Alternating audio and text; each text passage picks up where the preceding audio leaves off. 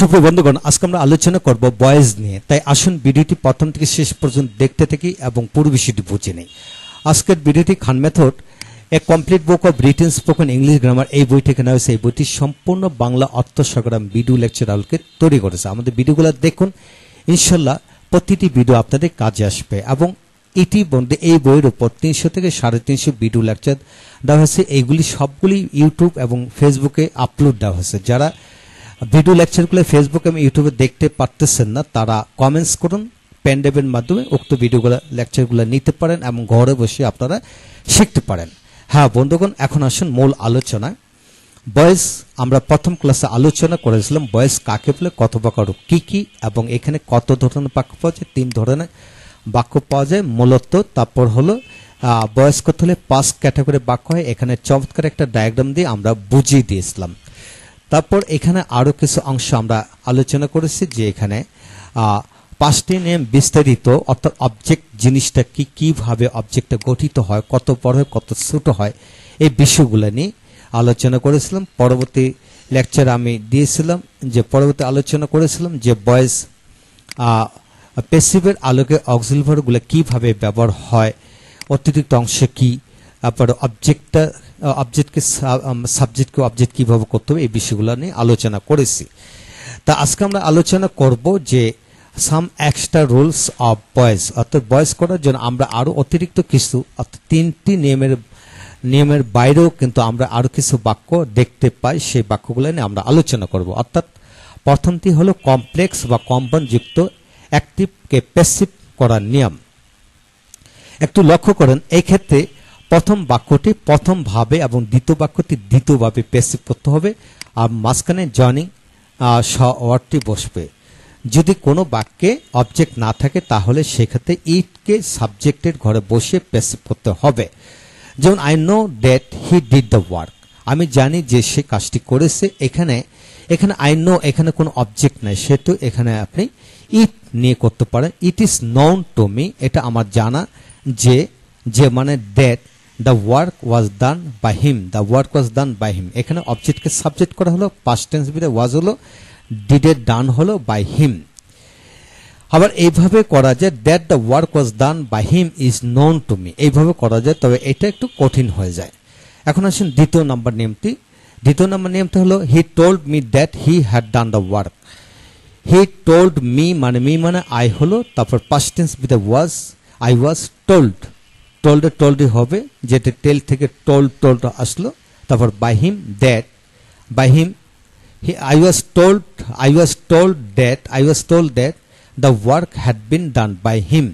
তো বন্ধুগণ, এখানে লক্ষ্য করুন, সমাধান হলো যে দুটি সেন্টেন্সের সাবজেক্ট একই হয়, প্রথম বাক্যে শেষে বাহিম বসেনি। অর্থাৎ এখানে কিন্তু বাহিম বসার কথা ছিল, কিন্তু বসেনি, কারণ একটি ব্যক্তি যে সে আমাকে বলেছিল যে সে কাজটি করেছে, সে আমাকে বলা হয়েছিল যে কাজটি তার কর্তৃক করা হয়েছে, এইভাবে হবে।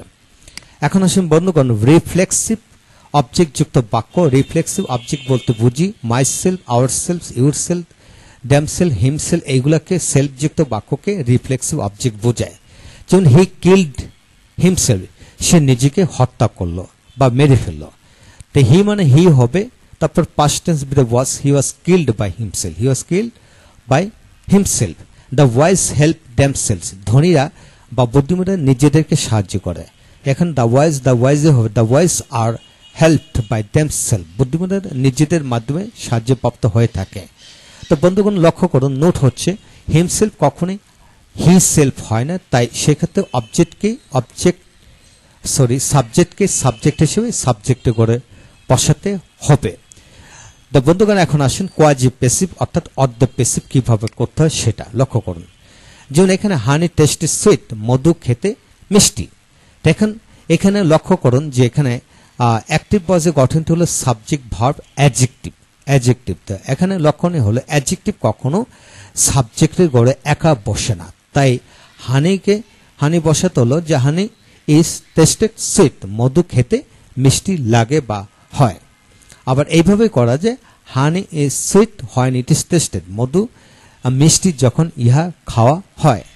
তো বন্ধুগণ এই হলো বিষয়। তো সমাধান হলো, যেহেতু অ্যাডজেক্টিভ সাবজেক্ট হিসেবে সাবজেক্টে করে একা বসতে পারে না, সেহেতু হানি এখানে সাবজেক্টের ঘরে বসেছে। এর সাথে মনে রাখতে হবে যে কোয়াজি প্যাসিভ অর্থ হাফ বা অর্ধ প্যাসিভ, সে নিজে অর্ধ প্যাসিভ, তাই এইভাবে করতে হবে। এখন আসুন পরবর্তী নিয়মটি আমরা জানি এখান থেকে।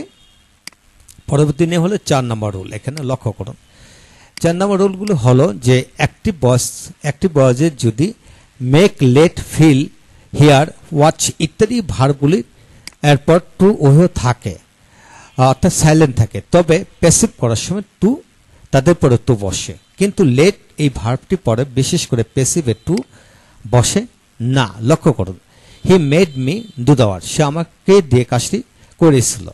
তো মি মানে আই ওয়াজ মেড, অর্থাৎ পাস্ট টেন্স বিদায় I was made to do the work by him, আমাকে দিয়ে তার মাধ্যমে কাজটি করে নিয়েছিল।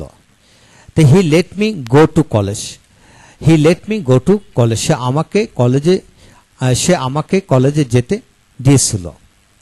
তো এখানে হবে মি মানে আই ওয়াজ লেট, যেহেতু এটা পাস্ট টেন্স, যেহেতু লেটে সেটা অ্যাস নাই, যেহেতু এটা পাস্ট ইনফিনিট টেন্স। তো I was let go to college by him. তো বন্ধুগণ, প্রতিটা বাক্য অনুকরণে আপনি হাজার হাজার বাক্য চেঞ্জ করতে পারবেন। এখন আসেন ইট ইজ টাইম বা সাবজেক্ট ওয়ান্স, ওয়ান্ট, এইরূপ ক্ষেত্রে বাক্যগুলো কিভাবে হবে। যেমন ইট is time to do the work, এখন কাজটি করার সময় এই বাক্যটি এইভাবে হবে ইট is time to be done the work, এখন কাজটি সম্পন্ন হয়ে থাকার সময়। অথবা এইভাবে করা যে it is time the work to be done, এইভাবে করা যে it is time that the work should be done. তো বন্ধুগণ, এই যেহেতু বাক্য 3 ভাবে করা যায়, একটু খেয়াল করে পড়তে হবে।